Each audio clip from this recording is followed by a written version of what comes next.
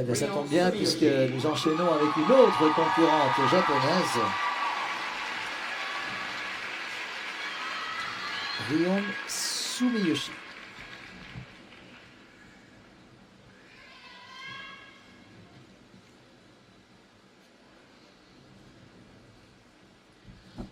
« 4 cm de plus pour cette japonaise.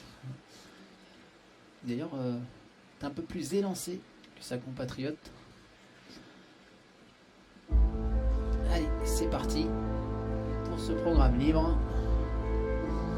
Cette finale des internationaux de France d'Angers.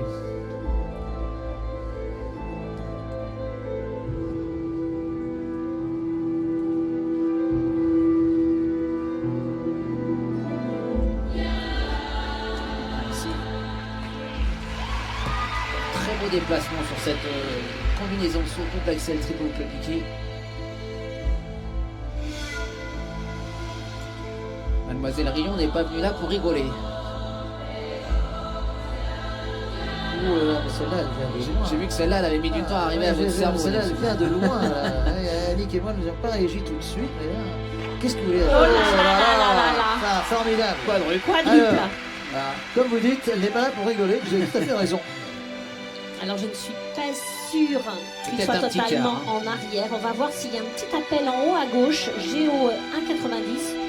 Pour l'instant, il est validé, mais il peut y avoir un appel vidéo. Et je suis persuadée qu'il y aura un appel vidéo. Voilà, là, je vous encourage à rester avec nous pour voir le ralenti de cette performance incroyable, un quadruple réalisé par une jeune fille. Ça nous a un peu surprise que techniquement, elle a donné l'impression d'être partie pour un triple.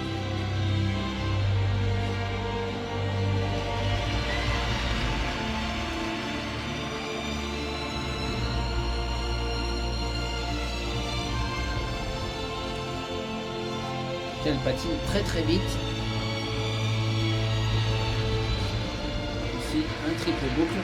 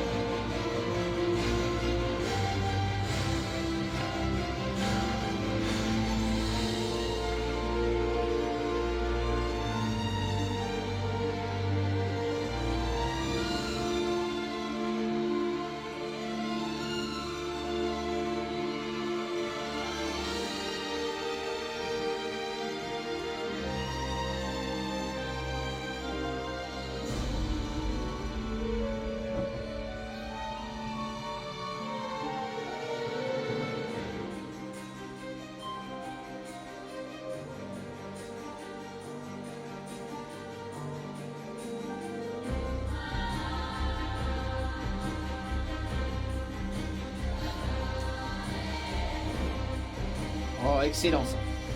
Voilà, ils ont triple à 2 minutes 48 du programme. C'est fort.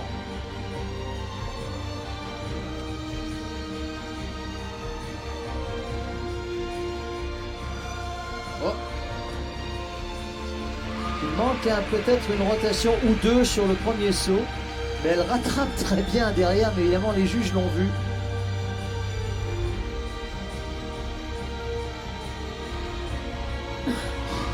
Elle est C'est un incroyable. festival. Combien de triples sauts? Combien de triples sauts? C'est fou. Regardez cette pirouette tellement accélérée, cette pirouette Pillman magnifique. Puis ça n'arrête pas. Regardez la puissance encore qu'elle dégage sur la glace. Très honnêtement, mes amis, la grâce en plus, bien entendu, c'est un programme technique que pourrait faire un garçon et un bon garçon. Là, on voit du difficulté. Il y a même un quadruple qui sera plus ou moins validé. C'est un programme magnifique. On avait déjà vu au moment où on avait la chance d'avoir encore des patineuses russes en compétition faire des programmes que ne renieraient pas les garçons. Exactement. Et du coup, effectivement, là, à part un triple axel, il manque pas grand-chose à ce programme. Hein. Ah, c'est formidable. Fantastique démonstration, vraiment fantastique démonstration de cette jeune patineuse japonaise. Le Japon qui, évidemment, comme vous le disiez, Philippe, à juste titre, qui en l'absence des Russes, là, eh bien, trust les premières places dans toutes les compétitions.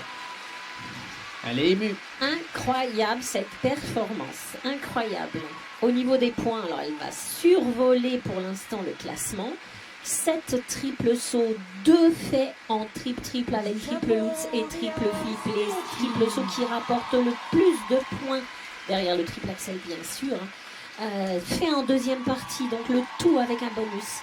Un bonus de 10% sur triple flip, triple piqué. Un petit accro sur le salco qui n'est fait qu'en double au lieu de triple.